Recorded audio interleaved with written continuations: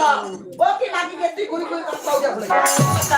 খবরদার বাজে বাজে কথা বলি এ তোমায় মুখের ভাষাটা গেলি পুরো কোরআন বানাও তো ভাব দুঃখ ভালা মানে তুই দুঃখ ভালা আগে কার নাই ভাষা উড়ানি ভাই ও জায়গা দিদি দিদি গো শুনে ভাই দাদা আমাদের গুষ্টি কথা হবে এরা কি হচ্ছে দোস্তা কি জানেন এ বড় শুনো